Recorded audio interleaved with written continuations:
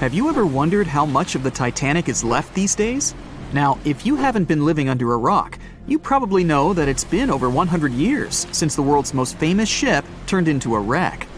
The RMS Titanic, the world's largest sea liner from the beginning of the 1900s, sank during its maiden voyage, just a few days after leaving port. The ship struck an iceberg on April 14, 1912, taking down over 1,500 passengers of more than 2,200 who were on board the liner at that time. As shocking as this may sound, the Titanic took over 3 years to be built and only 3 hours to sink. And if it were today, the ship would have cost over $210 million to be made. It was last seen on the surface of the Atlantic at 2:20 a.m., and for many decades, that was the last time people saw it. It wasn't until 1985 that the whereabouts of the ship were discovered by oceanographer Robert Ballard, and some parts of the Titanic became visible once again. One of the first discoveries made by Ballard's expedition was that the ship was indeed torn in half before sinking. The early exploratory missions to the part of the ocean floor where the Titanic now lies could only see the hull and the deck of the ship. According to Ballard, the main purpose of these missions was to understand how to preserve the ruins from deteriorating. Another goal was to recover the huge number of personal items scattered along the seabed. The explorer later said the view down there was as shocking as it was emotional. In the field of debris around the wreck, the oceanographer discovered plenty of small objects and personal belongings, many of which he brought back to the surface. There were shoes, some fancier than others. There were pieces of clothing that belonged to crew members, and there were huge propellers. If on the surface they gleamed and shined, on the ocean floor they were embedded and devoured by sand. Ballard pointed out that the area where kitchenware was scattered measured more than a mile in length. There were enough plates, pots, and pans to fill up an entire industrial kitchen. For the first time ever, 3D animation footage reveals exciting images. The simulations show the Titanic's evolution from when she first set sail in 1912 until the state of her ruins today. But simulations weren't enough for deep-sea explorer James Cameron, who envisioned traveling to the heart of the wreck for the first time ever in the history of the ship. Yep, the same James Cameron who happens to be the director of a very famous movie about the ship. He has now dived 33 times to visit the wreck of the Titanic. Here's some fun trivia for you. The director says that his true passion has always been the ocean, and that ever since he was a kid, he wanted to study the sea. Directing, let's say, just happened to be his day job. And when the possibility of directing Titanic appeared, he said yes, just so that he could go and check out the ruins of the ship in real life. Now back to the wreck. According to James Cameron, it wasn't enough for researchers to access only the exterior of the ship. They needed to go inside, analyze and photograph what was left of the pompous interiors of the world's once biggest sea liner. Cameron piloted an innovative robot vehicle equipped with cameras. It helped the man to reveal spaces in the Titanic that no one had ever seen before since the ship touched the bottom. Turkish baths, for instance, still had their tiled walls standing up almost in all their entirety. These baths were exclusively for first-class passengers. They were located right next to the swimming bath and the third-class dining room, and were designed in the Moorish style. People resting there could get heating blankets and ask waiters to bring them anything they needed. If the pictures from before the disaster were astonishing, they carry a different kind of wow factor now, when everything you see in them is hidden underneath the surface of the water. Another shocking discovery was the ship's mast. If we look at the Titanic in its pre-sinking glory, the mast calls much of one's attention. Located on the bow of the huge ship, the mast held together the transmission cables for the Marconi system, a system of wireless telegraphy. That's also where the British merchant flag the Titanic flew was located.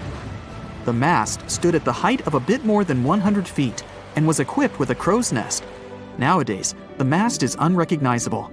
Attacked by corrosion, it collapsed. The crow's nest broke apart too. Now we can see why the modern-day Titanic is a real treasure for deep-sea explorers. But as the wreck of the ship lies at an approximate depth of 12,500 feet, sunlight is non-existent there. So, piloted missions depend on high-end technological equipment to survey the area. Why do you think the Titanic went missing from the public eye for over 70 years? Well, because at that time, technology wasn't advanced enough for people to go down there, as well as bring back good footage of the wreck. Filmmakers were the ones who drove this technology to its advance by trying to film underwater. They began by building boxes to put their cameras inside. And now, deep-sea photography is highly advanced and allows us to marvel at the awesomeness of underwater life. Of course, taking pictures under the sea is no easy feat. For one thing, to withstand that crazy underwater pressure, submarines need to be really strong and have thick walls, no thinner than 11 inches. Plus, explorers need to understand how to film and photograph when there's almost no light around. There was another thing that made documenting the Titanic even more difficult. When the wreck of the ship was rediscovered by scientists, it was covered with red-colored rusty bacteria that made it even harder to take good pictures. As it happens, the color red does not reflect well underwater, which is unfortunate for photographers. For this reason, human-operated vehicles that go down to tour the ruins are equipped with powerful lighting devices. When you see some parts of the ship from afar, they look as if reddish-brown wax has been dripping all over the Titanic's ruins. But in reality, these icicle-shaped structures are colonies of microorganisms. When the ship sank, it brought down with it an enormous amount of bacteria that hadn't existed at the bottom of the ocean before. But now, these bacteria, together with the extreme conditions at the bottom of the ocean, have turned into a disastrous combination for the ruins of the ship. These red colonies of microorganisms actually feed off of iron and steel, which is basically all that is left of the Titanic. One kind of those microorganisms are bacteria called Halomonas titanicae. They can eat up to 220 pounds of iron per day. This makes the Titanic a colossal food source for them. There have been lots of speculations regarding the life expectancy of the ship's wreck after researchers discovered this bizarre rust. But according to Cameron and his research team, the Titanic isn't going to disintegrate anytime soon. In one of the latest expeditions down to the wreck, a piloted vehicle was funded to identify specifically one stateroom. It belonged to a very important passenger, Sir Benjamin Guggenheim. Yes, just like the museum. Guggenheim was the son of a mining magnate and a member of the elite group that boarded the transatlantic journey of the Titanic. Born in Philadelphia, Guggenheim was traveling back home to the US. But, as we all know, he never made it to his final destination. For the price that ranged from 400 to 800 pounds back in 1912, the equivalent of 84,000 pounds nowadays, one could book accommodation that was called a stateroom. Staterooms on the Titanic were the most luxurious kind of first-class rooms. They were located on the B or C decks and were decorated in more than 11 different styles, ranging from Jacobean, Georgian, Italian Renaissance, and the list goes on. These rooms were filled with carved paneling and marquetry made from exotic and rare kinds of wood, such as mahogany, oak, and so on. Guggenheim occupied one of these luxurious rooms, and 100 years later, one of his descendants funded an entire mission just to locate the precise stateroom the man stayed in. This expedition turned into a documentary for National Geographic, and they did manage to identify which stateroom was Guggenheim's, so kudos for them. On April 10, 1912, the RMS Titanic set sail from England. But this wasn't the launch of a regular ship. The Titanic was the largest liner ever built at the time. It was 882 feet long. That's nearly the size of 3 soccer fields. And measured from the hull to the top of the smokestacks, the ship was an impressive 175 feet tall. That's the size of a 17-story building. Deemed unsinkable, it took 3,000 workers almost 3 years to build. But a mere 4 days into its very first voyage, at 11:40 p.m., the ship collided with an iceberg and was lost beneath the waves of the Atlantic Ocean.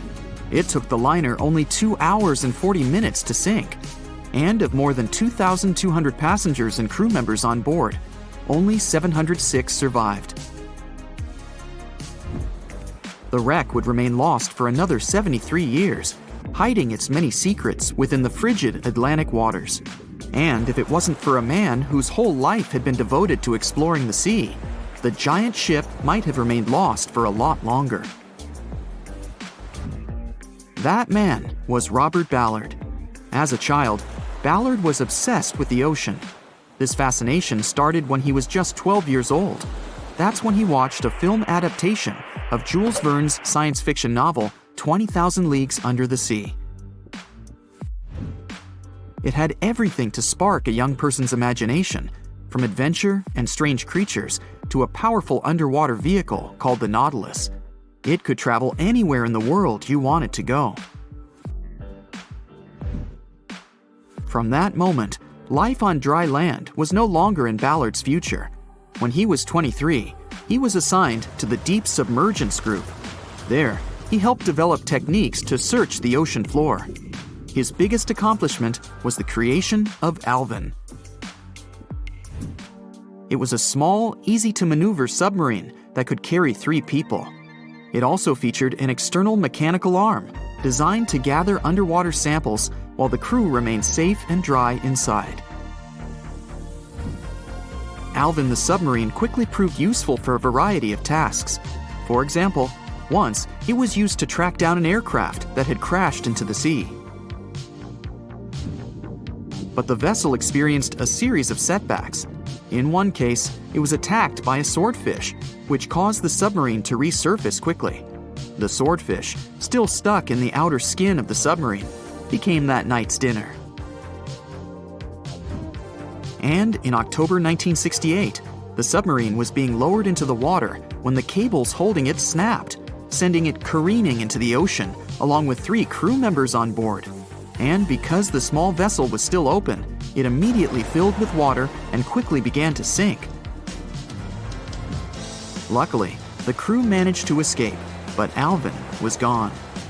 Bad weather hampered multiple attempts to recover the vessel. It wasn't until the following year that it was finally returned to the surface. In time, Alvin would be improved. Its hull would be strengthened by titanium, giving it a higher depth rating, thus making it even better suited for ocean exploration. The specialized submarine would come in handy in many of Ballard's 100-plus expeditions. The man was one of the first to explore an underwater mountain chain called the Mid-Atlantic Ridge in the Atlantic Ocean.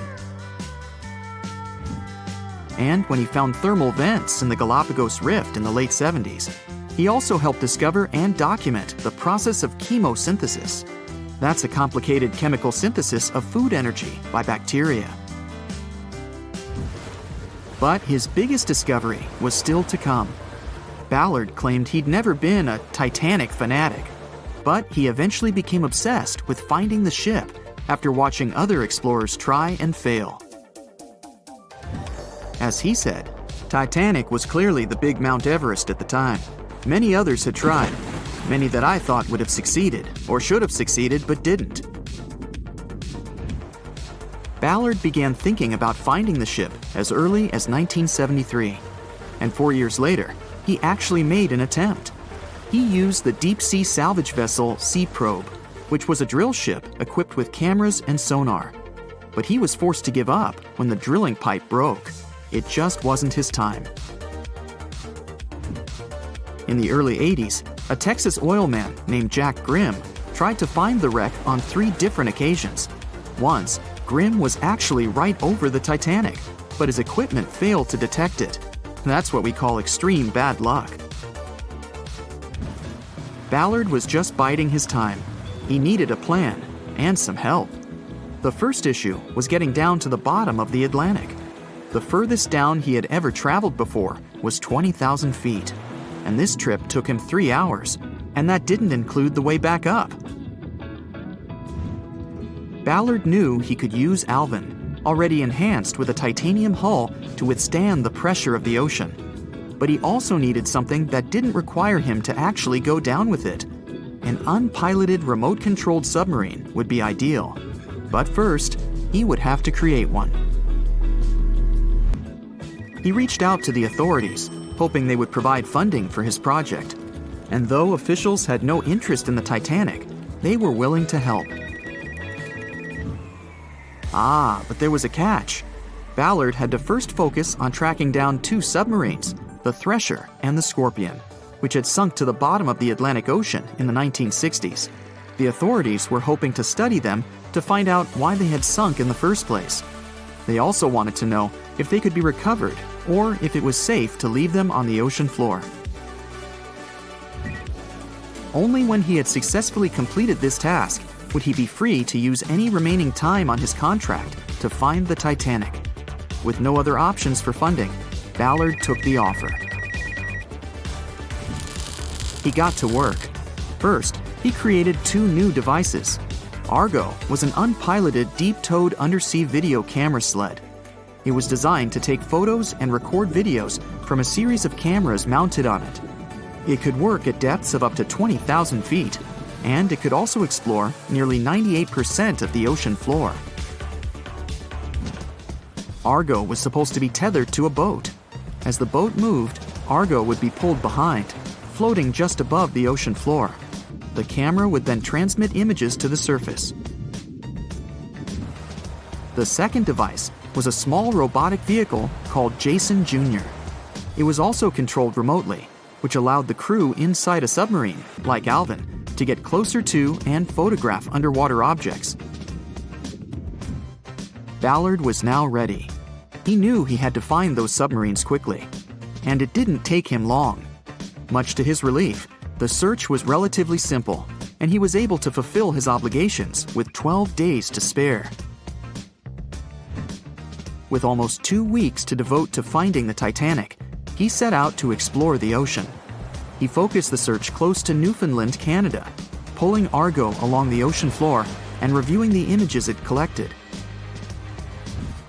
And after a few days of nothing, they eventually found riveted hull plates and a boiler. Could this be it? The next day, a ship's large bow was revealed. On September 1st, 1985, Ballard and his fellow crew members realized they had finally found the infamous ship. The discovery resulted in a mix of emotions. Ballard was excited to be the first to find the Titanic's final resting place, but he was also overwhelmed by the sense of grief for those who had suffered when the ship had gone down. Over the next 4 days, the crew explored the wreck. They found the crow's nest, from where the iceberg had first been spotted. Plus, there was finally evidence of how the massive ship had split in 2 before sinking, with both halves of the ship found. There was furniture and dinnerware, and sadly, several leather shoes of those who hadn't made it to safety were scattered about the ocean floor. Ballard succeeded where others had failed and became an instant celebrity around the world. You'd think that locating the Titanic would be enough for one man, but not for Ballard. In 2019, he took on the challenge of solving another mystery, the disappearance of Amelia Earhart. Earhart had attempted to be the first woman to fly around the world. Unfortunately, she disappeared somewhere over the Pacific Ocean in 1937. She and her plane were never found. Ballard hoped that his luck with the Titanic would help with finding where Earhart had gone down, but his expedition failed to find anything. And though Robert Ballard has found more shipwrecks than anybody else, it's only the tip of the iceberg. It's estimated that there are over 3 million shipwrecks in the ocean, and Ballard has only located 100 of them. Now, in his late 70s, the man is hoping to encourage young people to continue his work of exploring the ocean and its many mysteries. In 1989, he started the Jason Learning Project to inspire grade school students to pursue science, technology, engineering, and math. He has his own research vessel called the EV Nautilus, after the name of the submarine in Jules Verne's novel, a fitting tribute to the story that inspired his career.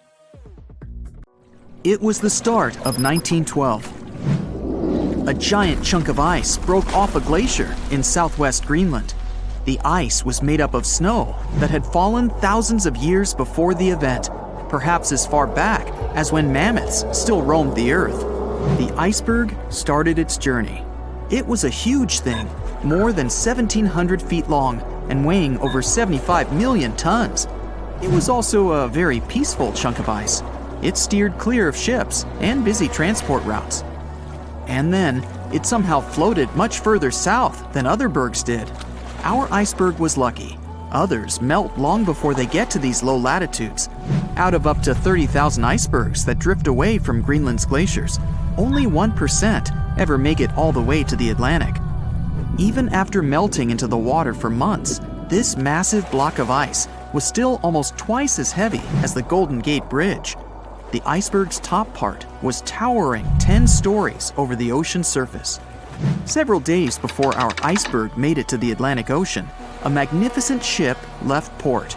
It was a luxury liner carrying more than 3,000 passengers and crew members. At that time, it was the largest ship ever built. It was the Titanic. The collisions happened on April 14th, when the ship was in the North Atlantic, 370 miles away from Newfoundland. Unable to divert its course, the ship ruptured at least 5 of its hull compartments. They started to fill with water at an alarming speed. The Titanic's compartments weren't capped at the top. That's why the water spilled over and started to flood each succeeding one. The front of the ship began to sink, causing the back part to lift vertically into the air. And then, with a deafening roar, the liner broke in half. The rest is history. But what happened to the iceberg after that?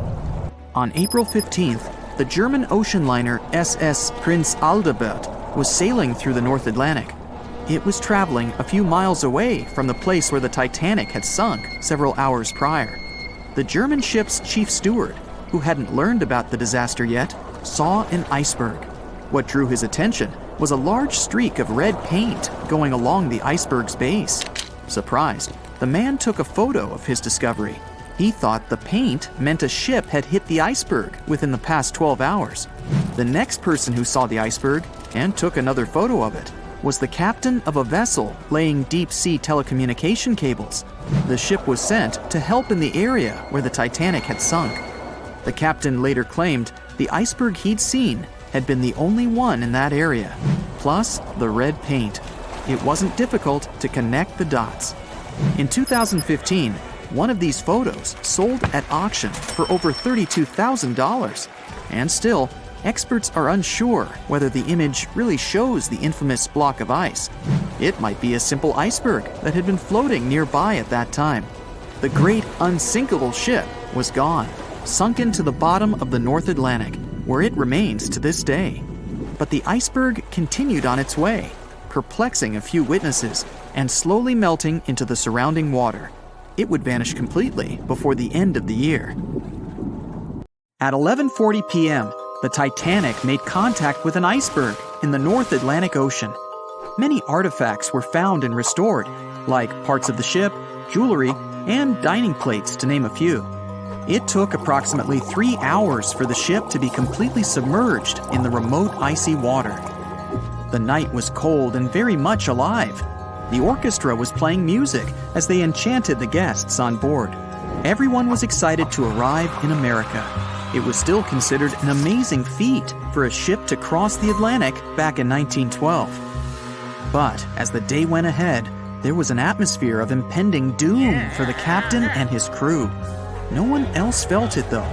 It seemed to them nothing could possibly go wrong, and this would just be another regular night.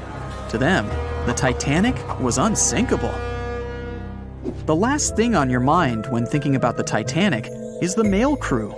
Yes, there were mailmen on board delivering mail to America. It may seem like a pretty mundane occupation, but there was a very tough test to pass in order to be accepted on board. And only a few top candidates would qualify, and those few would get shortlisted and accepted. John Starr March, an American, was one of these mailmen earning between $1,000 to $1,500 a year working on the Titanic. Back in 1912, this was considered to be a lot of money. They were not officially part of the ship's crew, since the mail crew was placed near the third-class quarters. But given their influence and resistance, they were eventually moved and given a private dining area. March got this job since he needed the money to support his family. He found a perfect way to earn some big bucks, working on a large ship traveling across the ocean. He was 51 at the time and came from New Jersey. Sadly, he was on board when the ship sank and didn't make it. But they recovered a pocket watch that gives us a little insight into what happened that fateful evening. It's a gold case engraved with filigree and had a caption saying it was made by the Elgin National Watch Company. On the surface, you'd think this would just make a pretty cool antique sitting over the fireplace, but there are some unusual details about it. There are obvious signs water seeped beneath the glass, and the black arms of the watch indicate the time to be exactly 1:27. It leaves us wondering why the clock stopped at this precise hour. What was the owner doing? The mail clerks were operating a fully functioning and efficient mail sorting facility on board the Titanic. This wasn't something you'd come by often on a cruise ship, since typical ocean liners use closed mail bags to transport the mail from one port to another.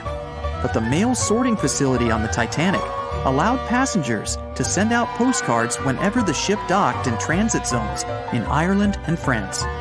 According to reports, people started heading back to their rooms at around 11 p.m., but some of them were still hanging around and enjoying their night. The 5 mailmen were celebrating a colleague's birthday in their separate dining room. 5 minutes before impact, crew members spotted the iceberg and rang the bell 3 times as a warning that something was ahead of the ship. They gave orders for the Titanic to move left, or, as they say in the biz, hard a starboard, to make the engines reverse. It was not enough to avoid the great impact. At 11:40 p.m., the Titanic struck the iceberg, and disaster erupted on the inside. Not just water seeping in and ultimately sinking the ship, but panic and chaos among the passengers and crew members. Captain Smith reached the deck and was informed that the Titanic had hit an iceberg. And at the same time, the mailroom began filling with water. We know that the 880-foot ship was completely submerged at around 2:20 a.m., with 706 survivors. The time between the impact and the sinking was really eventful. At midnight, they started getting the lifeboats ready for the passengers to evacuate. Orders were given for women and children to board the safety boats with some crewmen to guide and operate them. The problem was that the 20 safety boats available could only host 1,178 people out of the total of more than 2,200 passengers on board. March and his colleagues began sorting out the mail. There was chaos in directing and ordering around. With each second passing, icy cold water was filling the ship. 15 minutes after midnight, Captain Smith ordered his crew members to send out a distress signal. Even though SOS was established earlier than the Titanic, many others used CQD. The CQ stands for General Call, and the D is Distress. The Frankfurt was too far away to help, even though it was one of the first to respond. Even the Titanic's sister ship, the Olympic, responded, but it also was too far away. At 12:20 a.m., the Carpathia received the urgent message and redirected from its original course to help them out, even though they were 58 nautical miles away.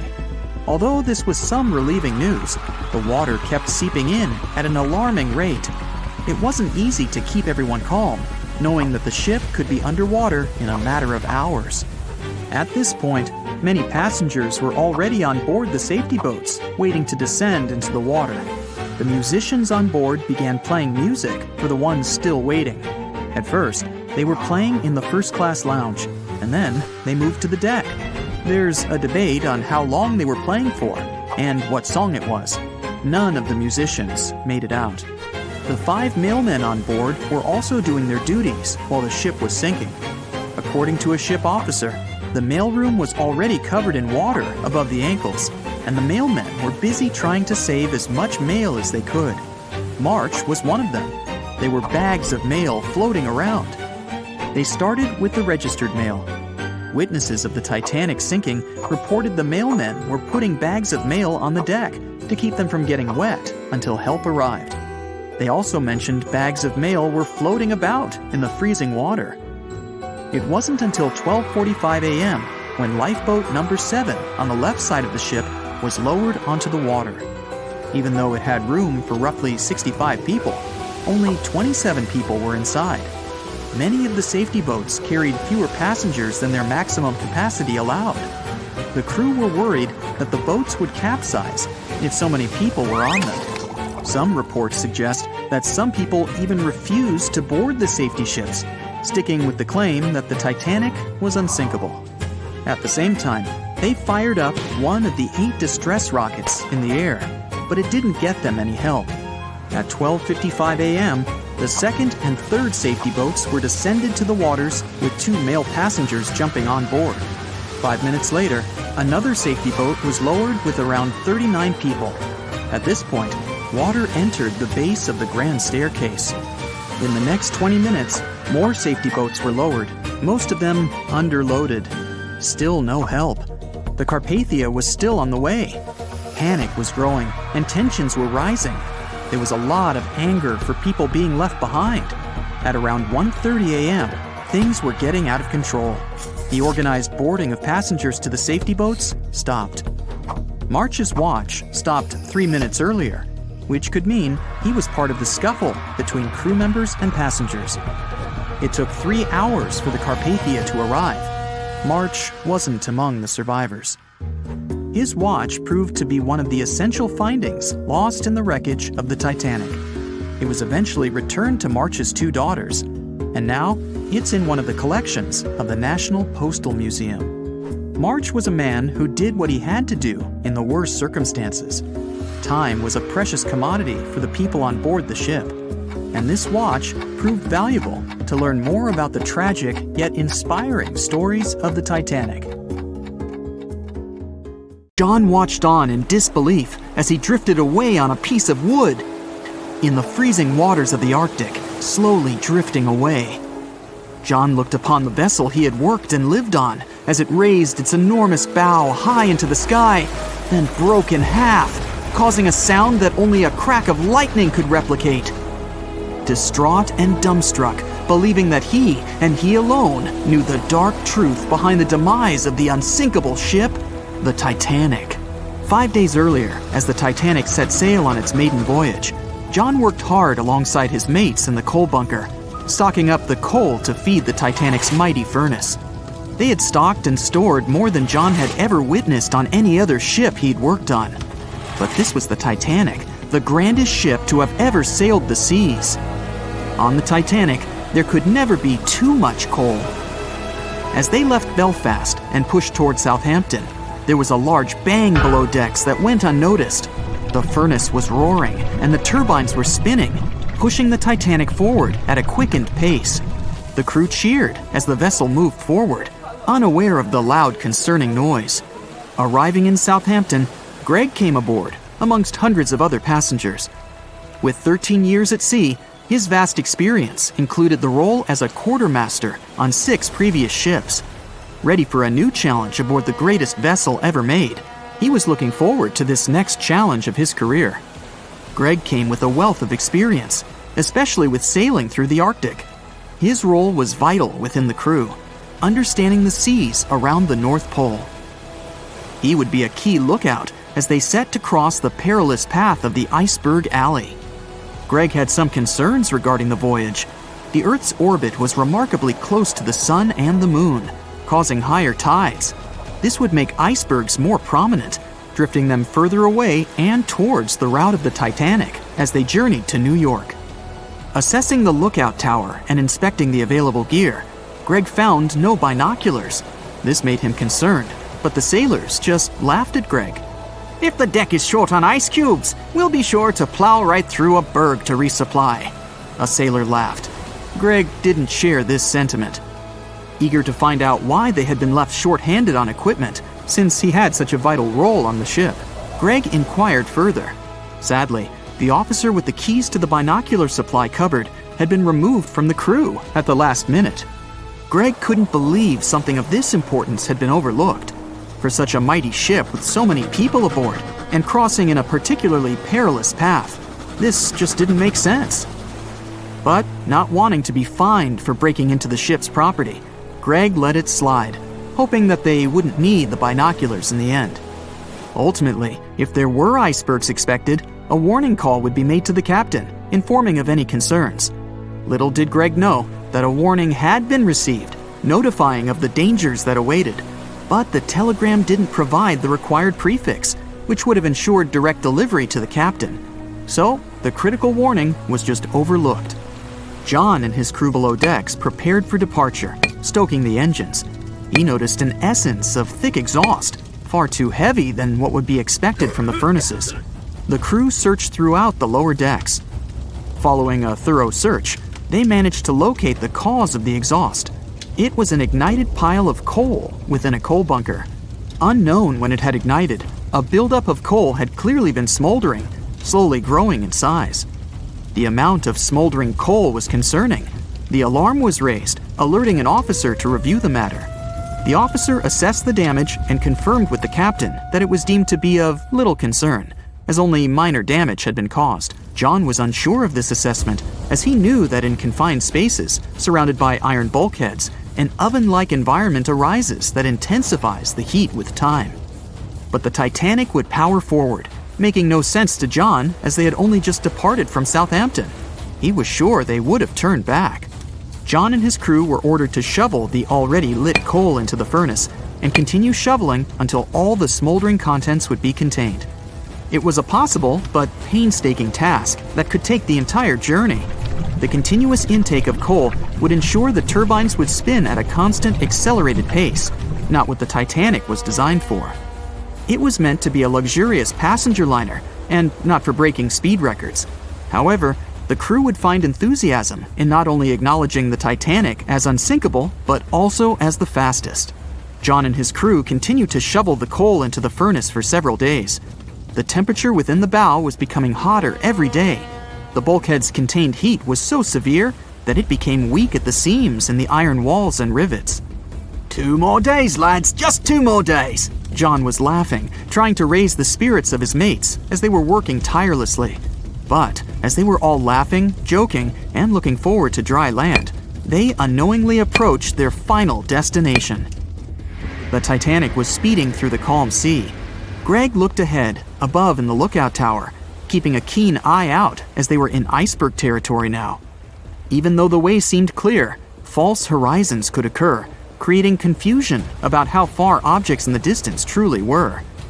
As they were traveling in the Gulf Stream waters into the colder Labrador Current, air columns cooled from the bottom upwards, creating a thermal inversion. This incredibly high air pressure ensured fog wasn't present, providing a deceptively clear outlook. But the thermal inversion can also create optical illusions, showing the horizon further away, appearing higher in the distance, or masking whatever objects that could come before it. These false horizons could easily hide any icebergs that could be approaching. Greg knew the perils of a calm sea in the Arctic, preferring the rough waters, where it's easier to detect icebergs within waves. Peering from the lookout, Greg was looking towards the dark abyss ahead. Suddenly, within 1 mile directly in front, a formidable image quickly emerged from the dark waters surrounding. "Iceberg, right ahead!" Greg yelled to his mate, who quickly called to the helm and directed them to steer hard to starboard. The helmsman received the call. In the heat of the moment, he turned the wheel counterclockwise. He then realized he'd turned the wheel the wrong way and quickly went in the opposite direction. The ship aimed towards the iceberg, veering to the port side whilst reducing speed. Although there was a delay in turning the wheel, since there was a short distance from the signal and the fast pace that they sailed at, it may not have made a difference. As they approached the iceberg, it appeared as though they'd miss it, but over 87% of an iceberg is underwater. And as they came along the side, the hidden ice underneath hit the port side bow, piercing the side of the hull with a 12-square-foot tear. The ship shook, with all aboard aware that something was amiss. Amongst the confusion and fear, they were oblivious of the damage. As they gathered their bearings, 6 out of 16 compartments were quickly filling up with seawater. The hull could only withstand 4 compartments filling before sinking. Time was ticking as the Titanic made its descent into the depths. The weakened bulkhead with heated steel pillars and rivets broke under the pressure and sudden change of temperature from the ice-cold water. The call was made to abandon the ship. Lifeboats were prepared to be released, while help signals were sent out to nearby ships. The radio operator was guiltily sitting, constantly calling out to a nearby ship that had been in contact with the Titanic recently. There was steady communication with this ship over the past few days, providing warnings of icebergs since the Titanic departed from Southampton. The final warning message received was just 1 hour ago. Upon receiving the final warning, the operator ignorantly responded, "Shut up," with the assumption that their warnings of icebergs were pointless. Following this unfortunate response, the ship turned their radio off and provided radio silence. The closest ship that was responding to their distress signals was 500 miles away, too far to provide any assistance in time. There were countless mistakes that caused the Titanic's watery end, whether they contributed directly or from sheer ignorance. The most tragic of them was the number of people aboard the ship, 2,224 of them. There were only enough lifeboats provided to rescue 1,178, barely half of the people.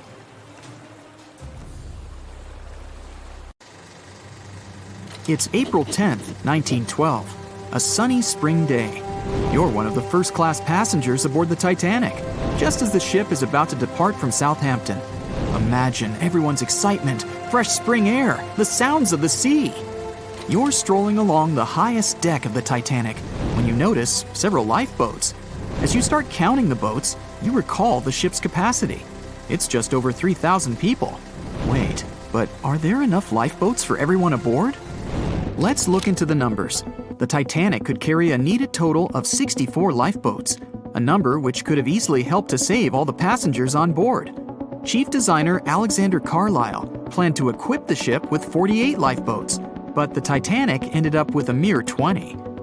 The fact that this number of lifeboats wasn't enough for all the passengers was not illegal at the time. This was because the number of lifeboats required was calculated based on the tonnage of a ship, not her passenger capacity. Speaking of the Titanic, this number of boats was chosen for aesthetic reasons, to make the decks look less crowded to the ship's elite and high-class passengers. After the final decision on the lifeboats was taken, Carlisle quit his job. Passengers' strolls on the Titanic's decks were pleasing to the eye, but were they worth it in the end? In 2012, a century after the wreck, new documents related to the scandalous lack of lifeboats were uncovered. It appears that a safety inspector named Maurice Clark proposed the addition of at least 10 more lifeboats, 5 hours before the ship was supposed to set sail. But since the ship's owners clearly wanted to leave on time, his plea was overlooked. He was also warned that unless he kept this secret, he would be fired. In retrospect, had the owners followed his advice, an estimated 700 more people might have survived that night. The 20 lifeboats you counted, those that actually made it on board, could have carried only a third of the passengers, even at their full capacity. But tragically, some of them were launched with as few as 12 people when they could have easily saved up to 65 people each. To add to the disaster, the Titanic's crew members were not properly trained on using the lifeboat launching equipment. That's why the boats were launched slowly, improperly, and sometimes without the right supervision. Out of the 20 lifeboats, only 18 were set afloat correctly. Also, passengers were not informed about safety measures. A lifeboat drill should have taken place on the 14th of April, but the captain eventually canceled the event. One of the many myths surrounding the Titanic and its catastrophic ending is also related to the lack of the necessary number of lifeboats. There was no maritime law at the time that said women and children should get into lifeboats first. But it was a universally accepted custom in such types of situations as a shipwreck.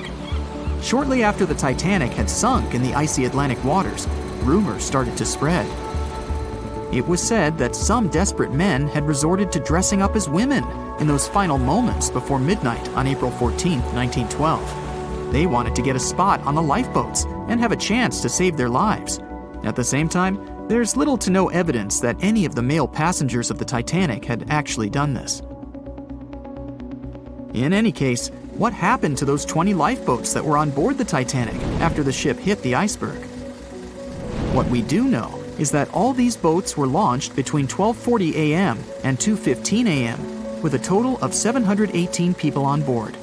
By the time they were rescued by the RMS Carpathia at about 4 a.m. the same day, only 705 people had remained alive.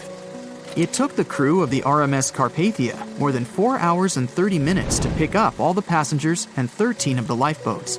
This was as many as the rescue ship was allowed to carry. The rest of the now empty lifeboats were left adrift at sea. Those salvaged were later given back to the White Star Line, the British shipping company which operated the Titanic. Strangely, after being returned, they appeared to have vanished from official records. The last image ever taken of the 13 surviving lifeboats was of them getting unloaded in the New York harbor. Sadly, and ironically, that's where the Titanic was supposed to be on April 18, 1912. The lifeboats were then rid of their Titanic nameplates or any other markings that could have linked them to the ship. Some sources claim that the boats were eventually destroyed. But was this actually the truth? The fate of one particular lifeboat has been the source of much debate. Collapsible Boat A, the last one to leave the ship, was retrieved by the RMS Oceanic a month after the crash. At that time, it was a shocking 200 miles away from the spot where the Titanic had sunk. Also, in the boat, there was a wedding band engraved with the words "Edward to Gerda," a sad omen to a couple that were lost at sea after managing to escape the sinking Titanic. Later identified as Edward and Gerda Lindell, the couple was traveling from Sweden to the U.S. to relocate. Some accounts claimed that Mr. Lindell did, in fact, make it to Collapsible Boat A, but his wife wasn't as lucky. Neither were ever seen again, and the wedding band was eventually sent to Gerda's father. The recovery of Collapsible Boat A was recorded in both photographs taken by the crew on board the RMS Oceanic and by a detailed handwritten account of a fellow passenger. They claimed that the lifeboat had looked more like a piece of wood carried by the waves than an actual boat. The first lifeboat to depart from the Titanic was Lifeboat Number 7. It was dubbed the Millionaire Lifeboat. It's rumored that the 12 passengers on board might have bribed the crew to row away to safety instead of allowing others to jump in. In 2015, some of the items recovered from this lifeboat, including a lunch menu, a ticket, and a letter from one of the passengers, were auctioned for up to $70,000 by a New York auctioneer. Soon after the Titanic catastrophe, it became mandatory for all ships to be equipped with enough lifeboats to carry all the passengers and crew. It's more likely that the Titanic lifeboats, being relatively new equipment at the time, were refitted to be used on other ships, such as the RMS Olympic, which was the Titanic's older sister. Some of them may have been sold off to private collections, or even left to rot. After all, they were seen as a source of bad luck, and most people were unwilling to use them again on other ships. Unfortunately, all the information about their whereabouts is hard to confirm now. No official statement from the owners of the lifeboats was ever given after their rescue. But although nothing appears to have remained of the original lifeboats, some full-sized replicas exist on display in museums in Falmouth, England, and Belfast, Northern Ireland. One of the few surviving White Star Line lifeboats did not, in fact, belong to the Titanic, but it did have a striking connection to the cursed ship. This boat is the restored Lifeboat 6 from the RMS Oceanic, which helped to recover Titanic's collapsible Lifeboat C. It was said to be owned by a private collector, but similar to the Titanic's lifeboats, we don't know anything about its location today. As for the nameplates and other identification marks of the lifeboats, the White Star Line seems to have kept them. Because some of these items were later auctioned and sold to interested collectors, even Rick Springfield supposedly got hold of one of the nameplates. One particular nameplate was already missing by the time the White Star Line employees had reached the lifeboats. It was the nameplate of Lifeboat Number 8, which had been taken by a sailor named Thomas Jones. He later gifted it to another Titanic survivor, the Countess of Rothes, along with a letter acknowledging the bond they formed on the night of the shipwreck. You can find other similar items on display in different museums, such as Larne Museum and Arts Centre in Northern Ireland, or Worcester City Art Gallery and Museum. To be fair, some experts claim that even if there had been more lifeboats on board the Titanic, there simply might not have been enough time to launch them all. That's how severe the impact was. Many researchers say that everything was happening so rapidly after the ship had hit the iceberg that it's astonishing that so many passengers managed to survive.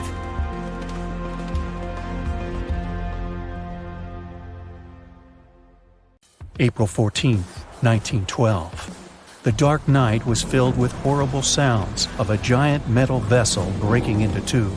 The largest ship of that time collided with an iceberg that was on its way. The Titanic, one of the biggest stories of the 20th century that people still talk about. The starboard side of the giant vessel brushed up against the iceberg. It was 11:40 p.m. when things started going wrong. This iceberg caused enough damage for at least 5 watertight compartments in the hull to start filling with water. The crew immediately began a brief investigation to see if they could do anything and fix things. They had no one to rely on, all alone in the darkness of the cold night, far away from the land. The North Atlantic Ocean, around 400 miles south of Newfoundland, Canada. They needed time to figure out how to bring people to safety. They had some time, true, but not enough. If you watched the movie, you know the ship didn't plunge immediately after the icy doom had happened. The whole process lasted a good 2 hours and 40 minutes. But the situation was hard. There were 2,200 people to take care of, including crew and passengers, and things happening on the ship were chaotic. The chief designer, Thomas Andrews, soon realized they wouldn't be able to stay afloat. By midnight, the entire crew had begun preparing the lifeboats for launch. They had 20 boats with space for only 1,178 people, which was just a bit more than 50% of the people on board. The order was to get women and children to safety first. Crewmen were there to row and guide the boats. The scene over the next 2 hours gradually started escalating. The crew members had a task to wake up passengers and warn them something bad was happening. They wanted to place them into a fleet of lifeboats as soon as possible. At 12:15 a.m., some crew members sent out a distress signal. A steamship called Frankfurt was among the first ones that received the message and responded, but they were about 170 nautical miles away. Some other ships also got the message and offered their assistance, but sadly, they were too far away as well. At 12:20 a.m., the Cunard liner Carpathia got a distress signal from the Titanic and changed its course right away. They were 58 miles away at the time, and it would take them more than 3 hours to get there. 20 minutes later, the crew was lowering the first lifeboat. It was carrying only 27 passengers, although it had room for 65. Many of the lifeboats that were launched first were well below capacity. Crew members were worried, thinking the Davids wouldn't be able to hold a fully loaded lifeboat. And in the beginning, many passengers were just too afraid to leave the ship. They still thought Titanic was unsinkable and couldn't imagine the scenario that was going to happen 1 to 2 hours later. The crew was firing the first of 8 distress rockets. Unsuccessful. No one was close enough to help. By 1:20 a.m., they lowered 10 lifeboats. Number 8 had only 28 people in it. One of the passengers on the number 10 was 9-week-old Melvina Dean.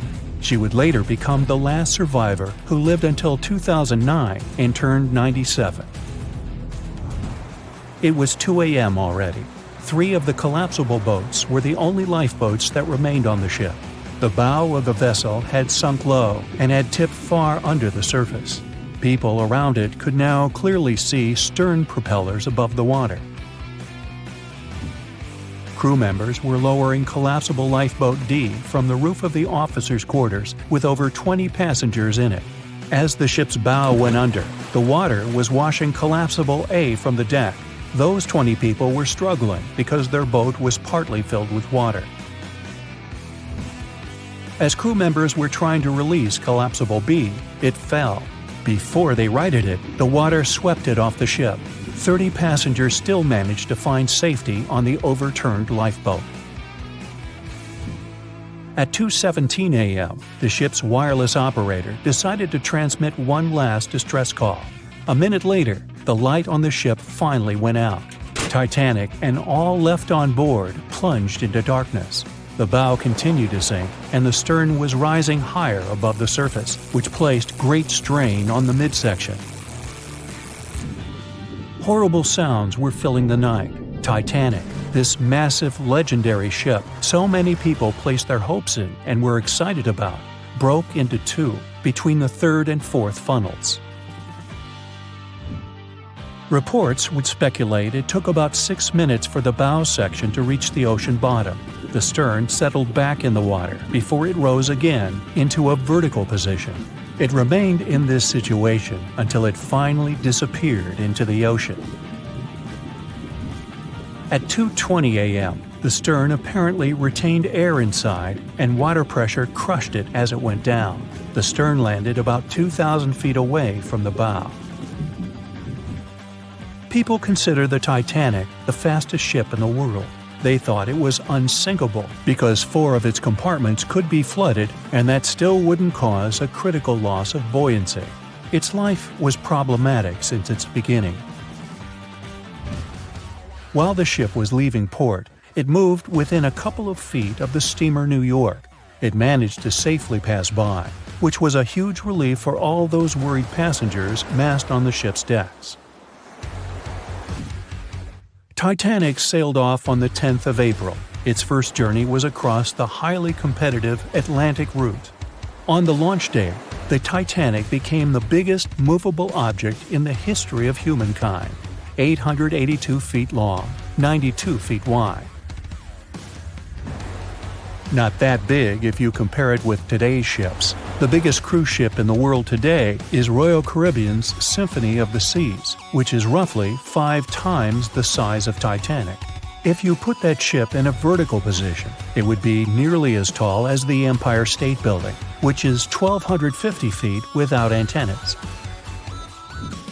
But Titanic was a huge attraction back in its time. At one moment of their journey, they stopped in France, after which they made another stop in Ireland. Once the final passengers boarded, the massive ship set out at full speed for their final destination, New York City. 4 days after the beginning of its journey, Titanic failed to divert its course from a huge iceberg, the story we all know about. Only 700 people survived, and most of them were women and children. The night was extremely cold, 1 hour and 20 minutes after Titanic had gone down to the bottom of the ocean. Survivors weren't even sure someone was coming to save them. Finally, they saw the light. It was Carpathia coming towards them. They came for the people in the lifeboats. The crew brought them aboard and pulled a handful of other passengers out of the water. Many ships tried to contact Titanic a few hours after it sank. Their messages were never returned. Later, when there was an investigation of what really happened, they discovered the Leyland liner California had been less than 20 miles away when Titanic was sinking. But the crew didn't hear the distress signals coming from Titanic because their radio operator was off duty.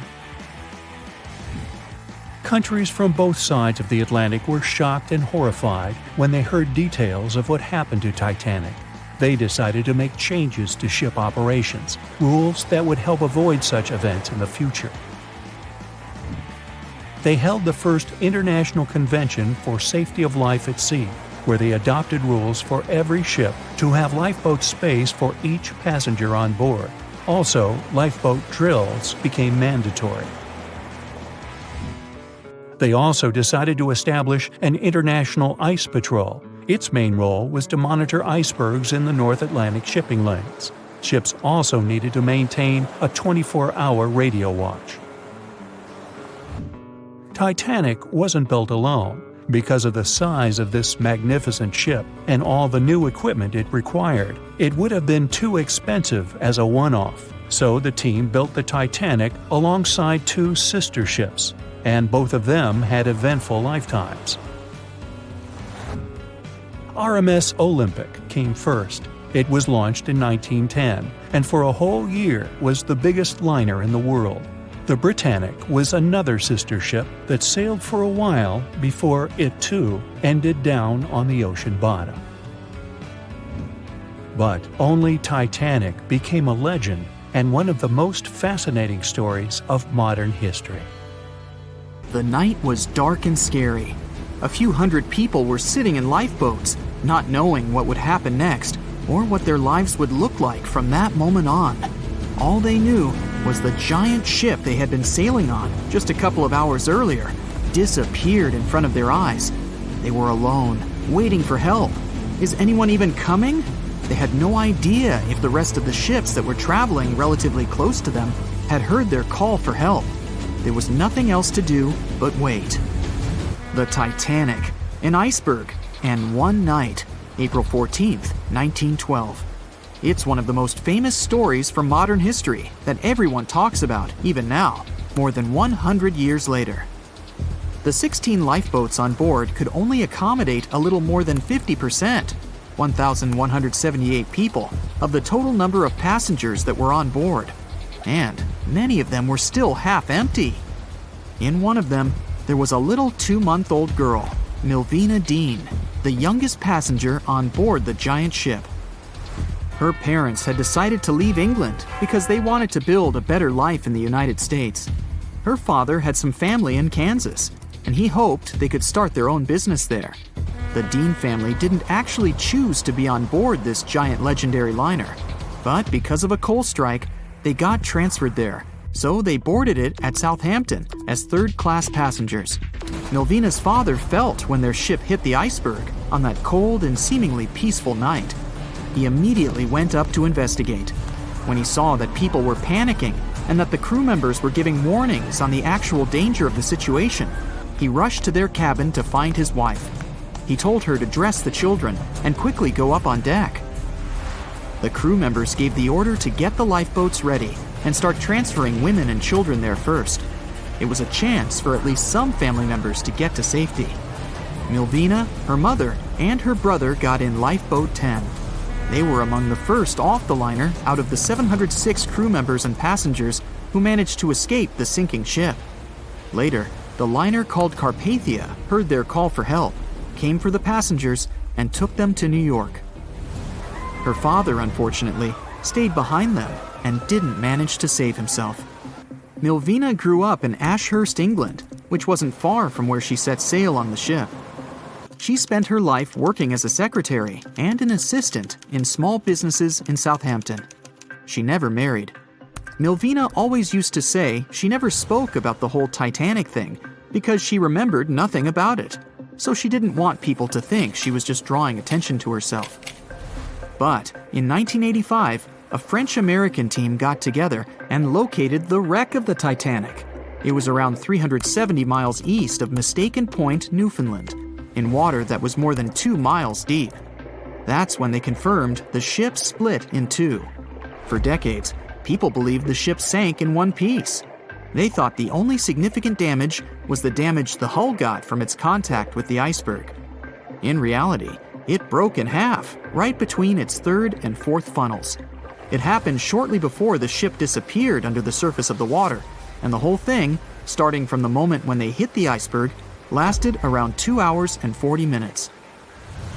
People didn't pay that much attention to the Titanic until this team of researchers found the wreck. In the last year of her life, she sold some of her family's possessions at auction to pay for her stay in a nursing home. The items she sold also included a suitcase filled with clothes that her family got when they arrived in the U.S., and compensation letters her mom got from the Titanic Relief Fund. The compensation letters outlined the financial aid that certain passengers received who had survived the loss of their loved ones. She lived until the age of 97 when she caught pneumonia. She was the youngest of the 705 people that survived the whole event. The Titanic was the world's largest ship. Since it was so big, some thought the vessel should have had 4 exhaust stacks. But Thomas Andrews, the man who designed the ship, believed that only 3 were necessary.